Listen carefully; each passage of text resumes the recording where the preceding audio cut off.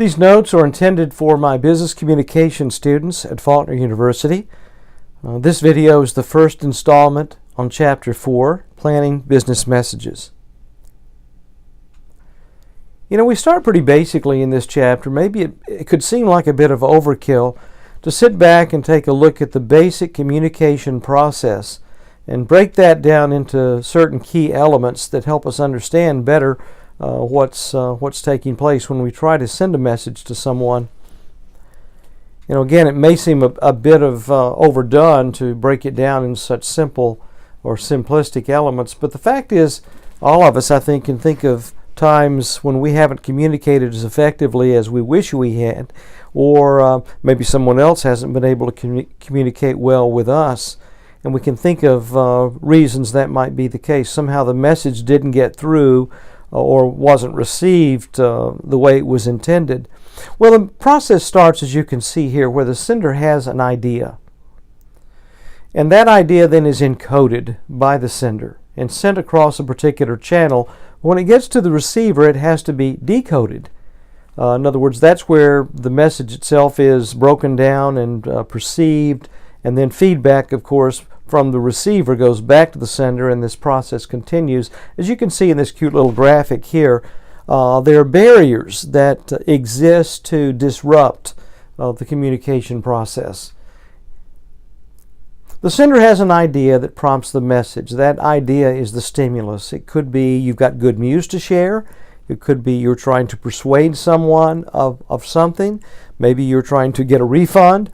Maybe you have a question to ask. Maybe you're trying to recruit someone for your business or for school or for a team. Maybe it's your coach or your boss that is trying to encourage or maybe even correct and chastise. But there's a message, and that's where it starts. That sender then has a big responsibility because that sender encodes the message. That is, converts that idea into words or gestures. And those words, of course, could be of oral, verbalized, or they could be written. Gestures, of course, sometimes nonverbal communication, as we well know, sends a stronger message or is more clearly understood even than the words someone might use. Sometimes the intended meaning is missed, and that's called bypassing. The message travels via a channel, which is the physical medium over which it's transmitted. In large part, the sender decides what channels to use, whether that's a face-to-face conversation, whether it's a phone message, whether it's a text, email, a formal letter. You get the idea. Anything that interrupts that transmission is called noise. And that noise may actually be physical noise, that is distractions that we have to talk over. It could also be, let's say, a disruption in a phone line, maybe because of a bad connection. It could even be something like a delay in communication. For instance, if you're talking to someone overseas and you have, for some reason, you say something that it maybe takes a few seconds or maybe a number of seconds before they receive your message, and then they respond when they hear it, and you have to wait quite a while. If you've ever done to hear what they have to say, if you've ever done that before, there's a lot of talking over people. You don't really know whether you should start talking or whether because they haven't said anything, or you should wait for the response from them. The receiver is the person for whom the message is intended, and that person is responsible for decoding the message to determine its meaning. Really, both people, have some responsibility. It's not just the encoder or the speaker or the one sending the message that has responsibility. The receiver also has responsibility for listening and for trying to read the context and to make sense of the message. And then, of course, feedback is the verbal and nonverbal response to the message that travels back to the sender. And this cycle then continues. As we'll see, certain types of channels carry are characterized by greater richness. That is, more cues, verbal and visual cues, that may help the promote or make for a better communication process. Here are some of the obstacles to understanding. We've mentioned bypassing, that is where simply the meaning of the sender is not completely understood by the receiver. Limited frame of reference. I know that in certain classes, for instance, managerial finance, we deal with a lot of technical lingo like required rate of return, net present value, required rate of return, capital budgeting, and things like that. And a lot of those terms are really important to get. It's a more concise way there's the most concise way to refer to a particular concept, but it takes a bit of getting used to for the students, and so there's sort of natural barriers there because of a limited frame of reference, the lack of experience with those terms. That takes a while to gain that experience and comfort level with those terms. Lack of language skills. You realize when you're talking to a child that you have to use some very basic sentence construction and small words.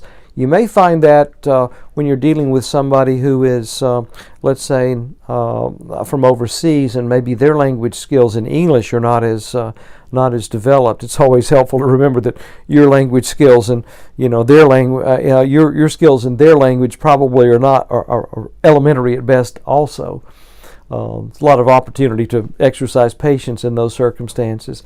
But lack of language skills is critical. Lack of listening skills on the part of the receiver or part of the sender when it's time for feedback, to come from the receiver.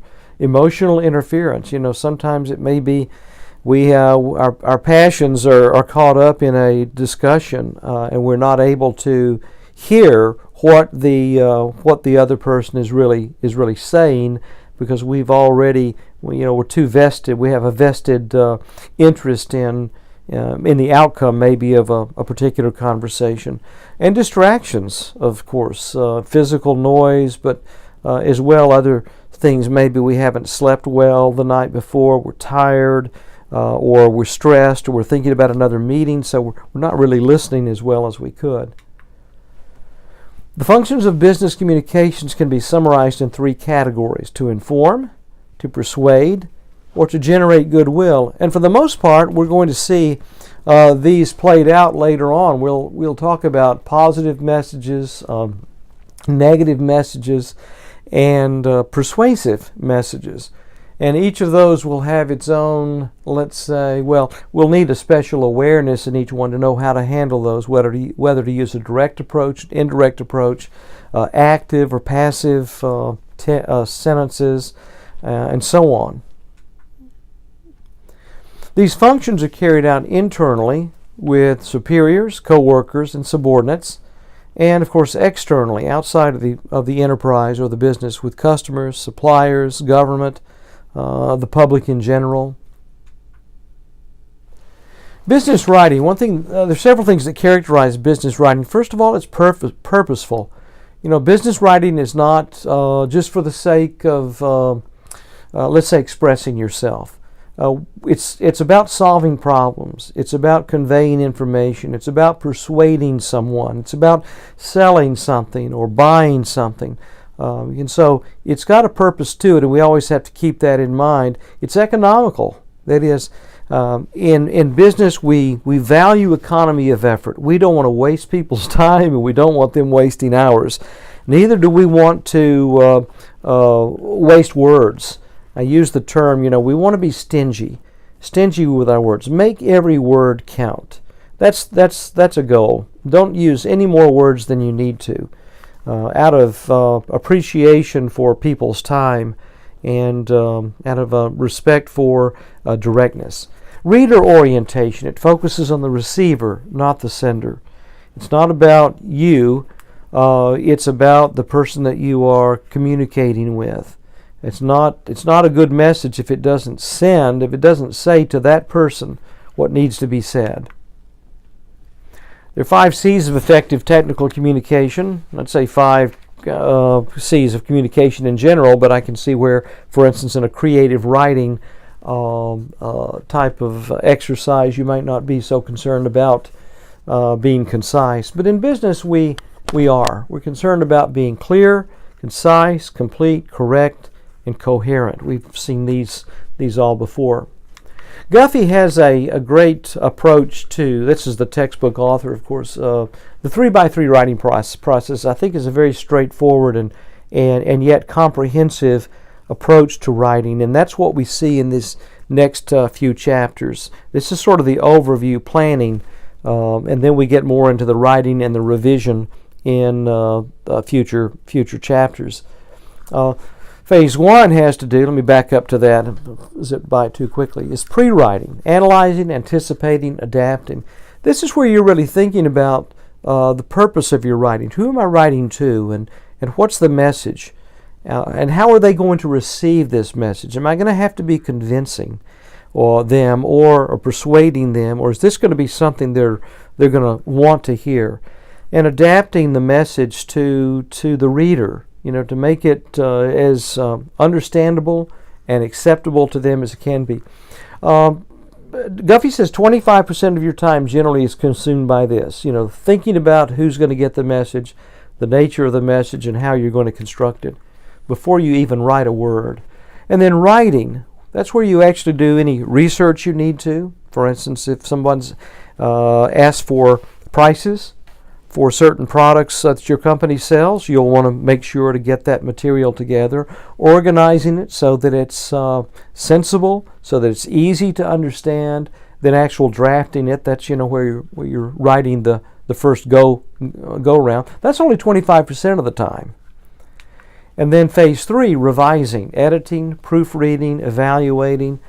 45%, actually 50% of the time in revising, 45% in revising itself, 5% in proofreading. That is just the final touches to make sure that there are no errors in grammar, sentence construction, spelling, punctuation, those kind of things.